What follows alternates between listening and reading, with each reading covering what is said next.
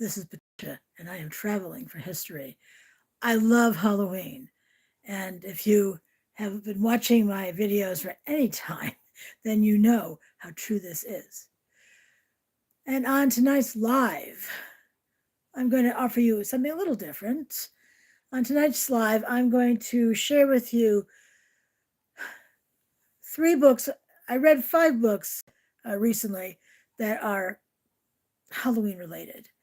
I'm going to tell you about 3 that are, wow, not worth your time, but could be good for keeping your house warm with a fireplace. And two that I had really enjoyed. And why not share these things on Halloween itself? Alrighty. I hope you're having a good time. Maybe are you trick or treating with your little ones? Do you have little ones? Of course, I've never had children, so no little ones for me. But I used to go trick or treating with my friends' nieces and maybe even their nephew. I'm trying to think. I don't quite remember, but definitely their nieces. I never knew living in Vermont if they're going to be wearing their costumes, just wearing their costumes, and or if they'd be wearing full winter gear with the winter hats and the winter jackets and scarves and boots and just snowsuits. Never knew how that was going to work here in Vermont because it was different from year to year. I remember one year it snowed overnight, and on Halloween, certainly we had snow. It was a slushy, wet, icky, cold um, blech on the ground, which lasted really until the spring thaw, um, when winter finally gave up. All right. So, which books am I suggesting should go in the dung heap? Well, let me start with this one here. I listened to all of these books on audible.com, and this one is titled True Haunted Houses. Let's Go Inside. In Search of the World's Creepiest Houses. And that's what that book looks like. I do want to mention that I need to change the color ink, and this doesn't quite look like the book itself. But it ran for 1 hour and 37 minutes.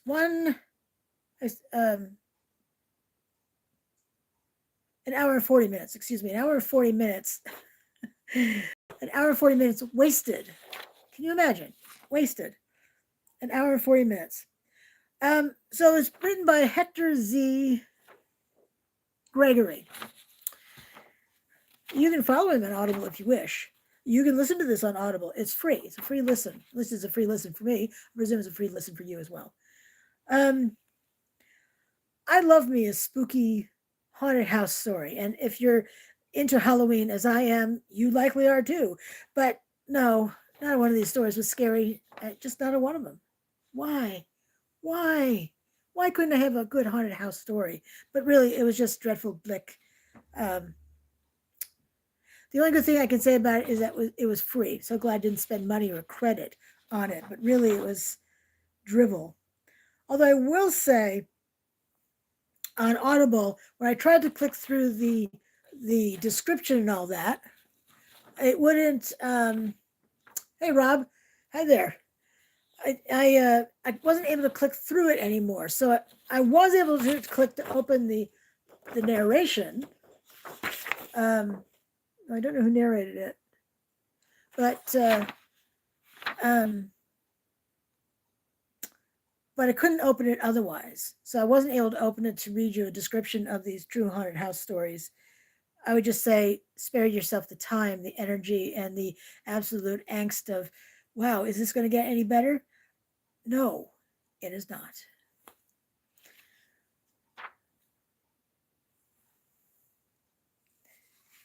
Since I have anything else good to say about it, I'll just go ahead and move on.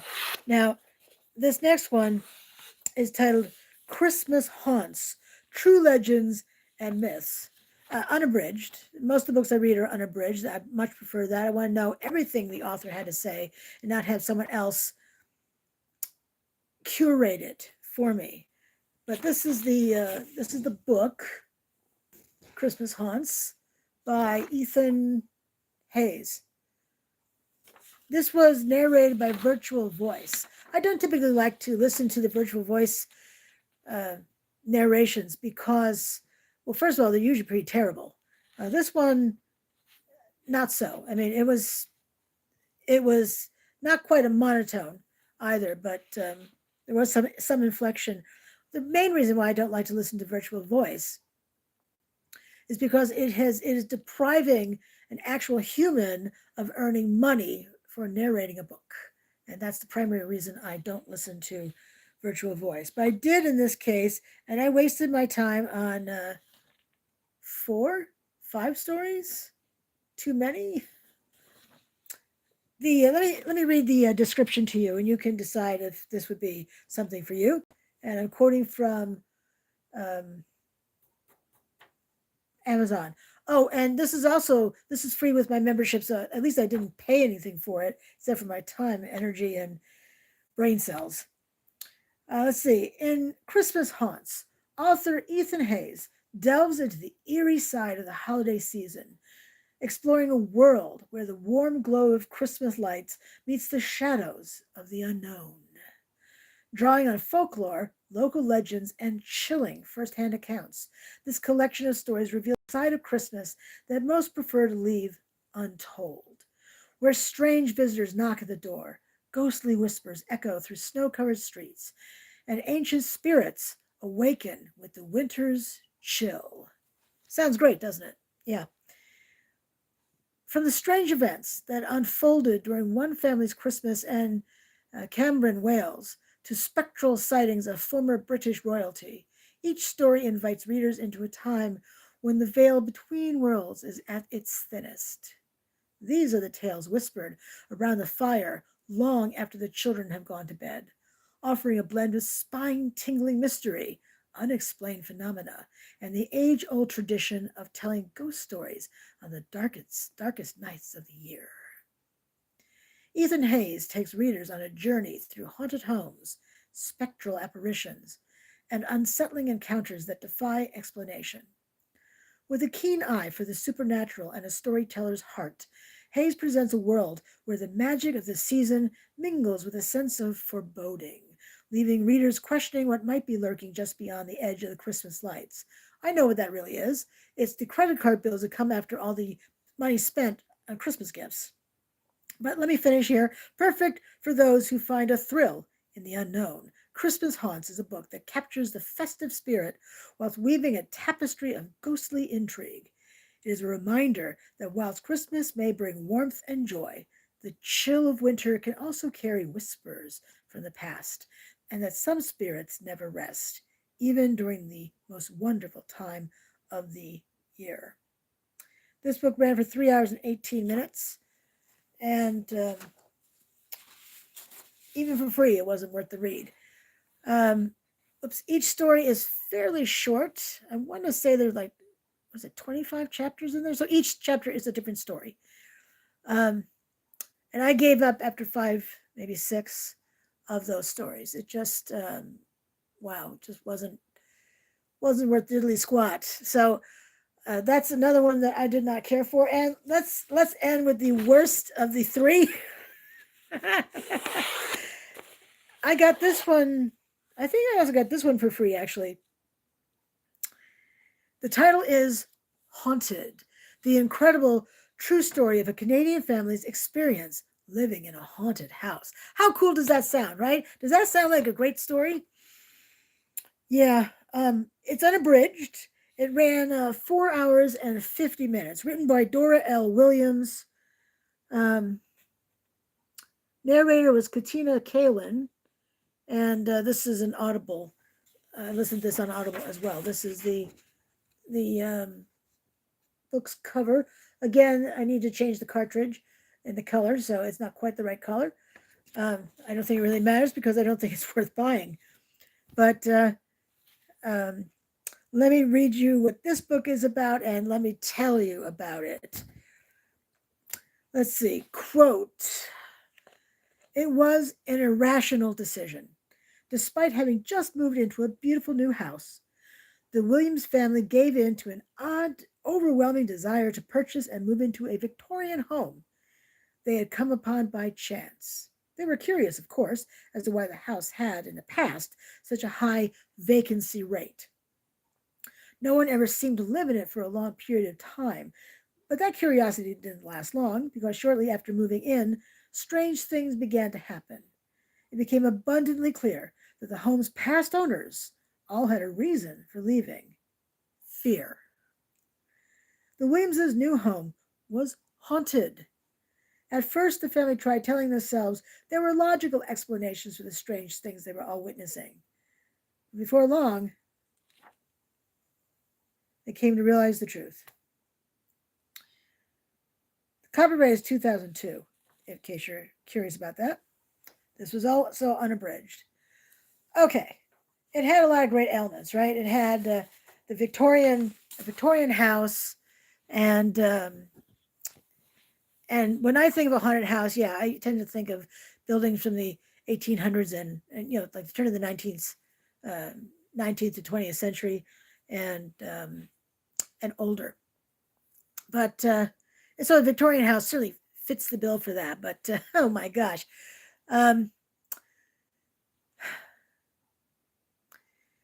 Let's start with the narration.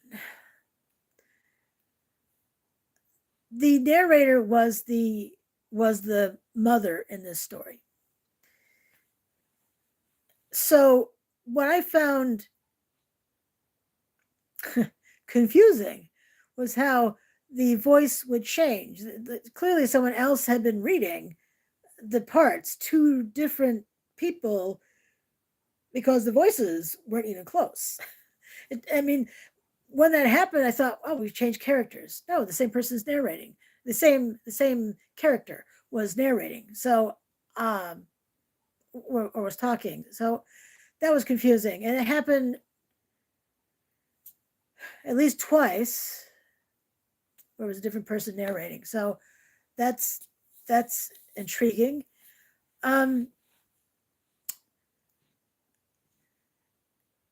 It took a really long time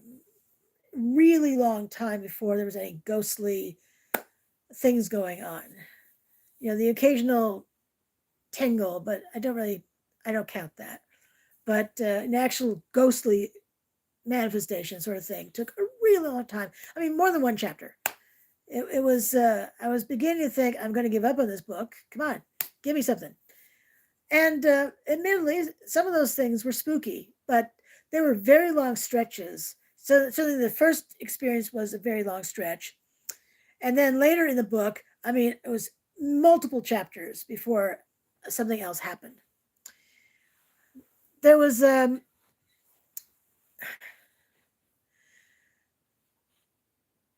I don't expect someone had commented that they didn't like the way there was no explanation as to why things would appear. This is a ghost story, people. Come on. I mean, it's supposed to be a true ghost story, but it's a ghost story. So things appear, things disappear. It's sort of the thing with these haunted house stories. Now, this is supposed to be true, of course, but someone was complaining about something very specific that had appeared out of nowhere. But again, and how they didn't address how something would be pristine from 100 plus years ago, and then the next day would be tattered, torn, and crumbling. Are we supposed to understand things like that? Of course not. I mean, I don't think so anyway. But and then let's just skip to the ending. I'm not going to tell you the ending, but what I'm going to tell you about the ending is I agree with someone else who commented on this that the ending was suddenly boom upon us. Why? Why do we have to end it? Why did the author end it right there? Was she tired of trying to come up with things to say? So the ending was incredibly disappointing. She was trying to tie up loose ends, which she didn't succeed at. She had no answer for pretty much everything. Um, and then poof, it ended. I mean, come on now. Come on. We can do better than this. So, would I listen to anything else written by this author? No. No, I would not. I would not. Um,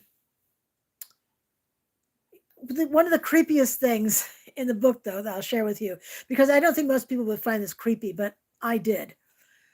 When she was researching the history of the house, and she was looking at how many people had owned it. I mean, oodles of people owned it, and most people didn't stay very long. A couple of weeks here, a week there, a month, maybe two. So really short periods of time. And then there were people who stayed there like 20 years. So I was creeped out by how many people moved out after a week, 2 weeks, a month. That would I don't know if I would buy a house like that, but she researched it after she purchased it.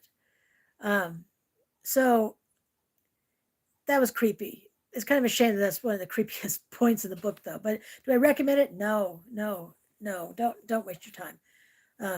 If you can listen to it for free, maybe. I can't remember if I purchased that or I think it was a freebie, but because Audible has freebies available. But now you're wondering which books I did like. Well, let me see. I finished this one today. This was, I think this was free. It's unabridged. And let me see. It ran for 8 hours and 53 minutes. Came out in copyright is 2013. This is the book, The Fate of Mercy Albin, written by Wendy Webb. I'll read you the back cover, and I'll talk about it. From award-winning novelist Wendy Webb comes a spine-tingling, modern-day haunted house story set on Lake Superior. Grace Albin has spent 20 years away from her childhood home, that stately Albin House on the shores of Lake Superior, for reasons she would rather forget. But when her mother's unexpected death brings Grace and her teenage daughter home, she finds more than just her own personal demons haunting the halls and passageways of Albin House. Long buried family secrets, a packet of old love letters, and a lost manuscript plunge Grace into a decades-old mystery about a scandalous party at Albin House during which a world-famous author took his own life, and Grace's aunt disappeared without a trace. That night has been shrouded in secrecy by the powerful Albin family for all of these years, and Grace realizes her family's secrets tangle and twist as darkly as the hidden passages of Albin House. Her mother was intending to tell the truth about that night to a reporter on the very day she died. Could it have been murder? Or was she a victim of the supposed Albin curse? With the help of the disarmingly kind and attractive Reverend Matthew Parker, Grace must uncover the truth about her home and its curse before she and her daughter become the next victims. Wendy Webb has woven a suspenseful mystery that skillfully skirts the boundary between what is paranormal and what is psychological. Unquote. This was a great book. I liked the characters in it overall. Sometimes I wanted to backslap or backhand the narrator, which is Grace. It's some narration and some just characters talking to one another, so it's sort of like a play as well. But it was creepy. It was spooky. This is a huge house. An ancestor made a fortune when he bought property that had a lot of coal. So I'm sure mining was involved with that. They didn't actually explicitly say in the book. So he got so rich. How rich was he? That he went back to Ireland, where he was from, to find a wife, and he bought a forest and had all the he bought a forest and had all those trees cut down and the wood milled so he could build his humongous house, crazy huge house, house with parlors and a library and hidden passages. Who knew about those hidden passages, eh? A lot of mystery stuff in here. I thought this was well written and interesting. It was a page turner for me. Hi, Kareem. So, and was the ending satisfying? Well, it part of it was. You know, part of the ending was satisfying, and part of it, oh, I disliked it for a variety of reasons, but not because it wasn't well written. This was a well written book. It was interesting. It captured me from the very beginning, the very first chapter, and I just thought this was a great book, a great book. The Fate of Mercy Albin. So, if you can get it for free, really, I'm pretty sure this was free as well. Periodically, they have free offerings, even books that are on Audible that are you have to pay for. Sometimes those paid for books become available for free. Alrighty, now I have to save the best one for last, the one that I think is absolutely fantastic, and that book is titled "The House at Phantom Park," written by Graham Masterson. And this was, I'm pretty sure this was free as well. I love a haunted house story. And this one the building had started as a mansion that was turned into, hey, Frequency folk, how the heck are you? Great to see you this evening. And I loved your song today. Your put in the title of your song, and why don't you include the link to it right here, if you don't mind. That's fun, isn't it? I'm glad you caught me live as well. I really like doing these sometimes. So in case you're wondering, Frequency Folk here is Melissa D. Singer, songwriter, lovely human being, all the things you want in a human. And today's song was one that I believe she wrote. Actually, did you write this one? Maybe not. I don't quite recall. She sang it on my channel last year.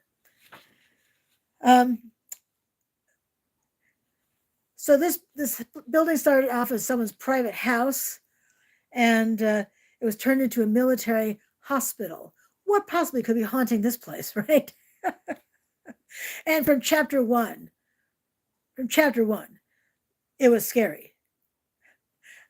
This is a work of fiction, and The Fate of Mercy Albin was also a work of fiction. Alison Krauss, the original artist. That's right, Ghost in This House by Alison Krauss. That rhymes. Thank you, Melissa. I appreciate that.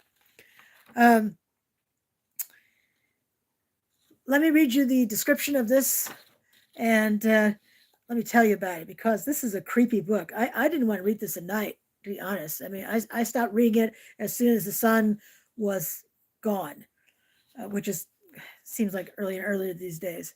All right, quote, disturbing, original, terrifying. The master of horror is back with a chilling tale of what lurks in the walls of an abandoned hospital.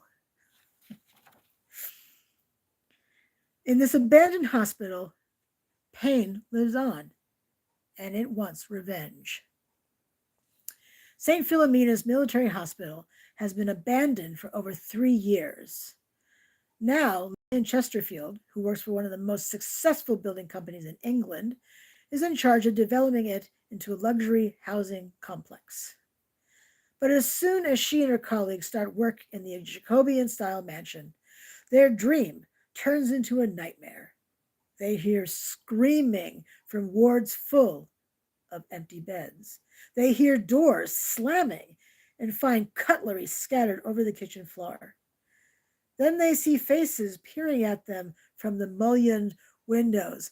Are you feeling a little hot right now? Lillian is pragmatic. She doesn't believe in the supernatural. But just when she's put her mind at rest by scouring the mansion from top to bottom and finding nothing, a former patient at St. Philomena's arrives with a warning. The hospital is haunted, and it is haunted by something 1,000 times more terrifying than ghosts. The narrator was Emma Gregory, by the way. She had the perfect voice for this, too. British, which I happen to like a British voice, and just the right sound to the voice. You just kind of expected to read haunted house stories all day for fun. But so, as I said, the book grabbed me, boom, first chapter. And it was just spooky throughout. I could imagine, yeah, I could imagine that the whole place. When I read Jacobean style, I was thinking dark wood, heavy presence, and the kind of furniture that would go with that.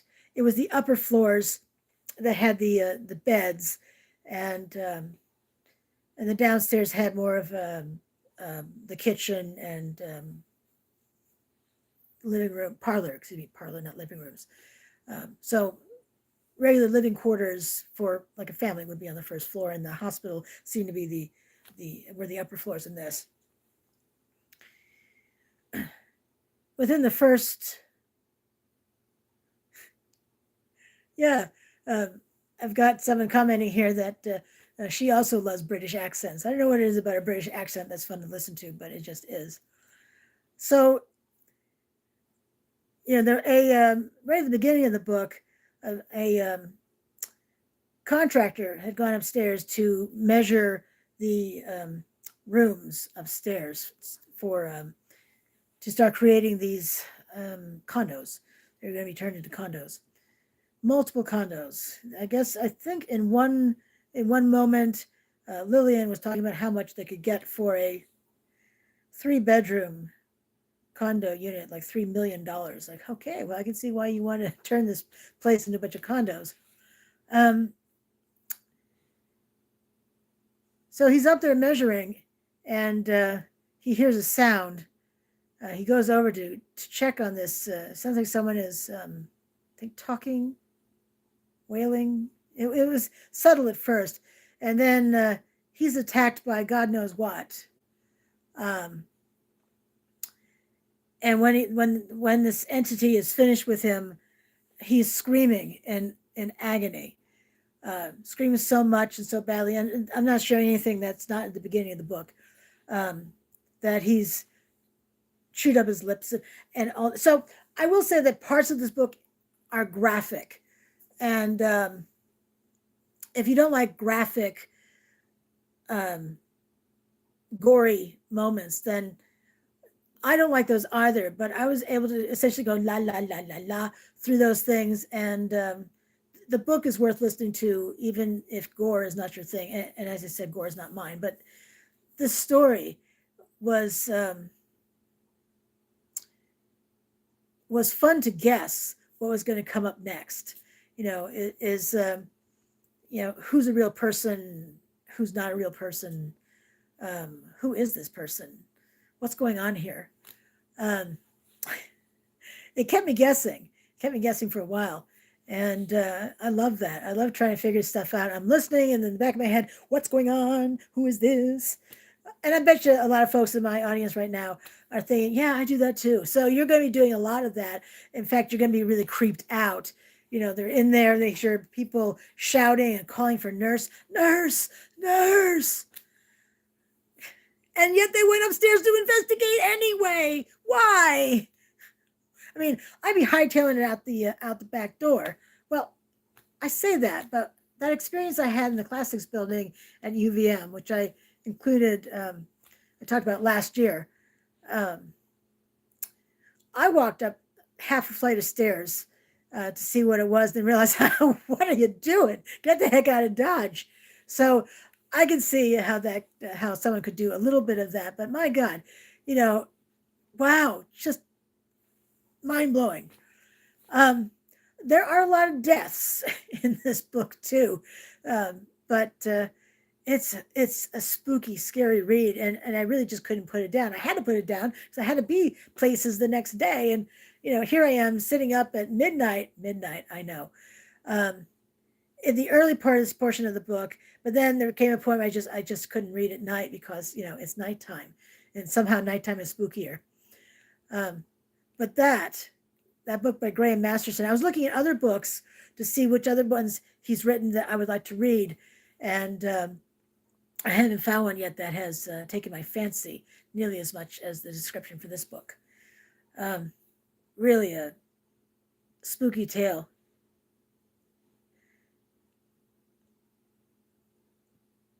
The uh, the ending was not what I expected. I was trying to figure out um, how the ending was going to be handled.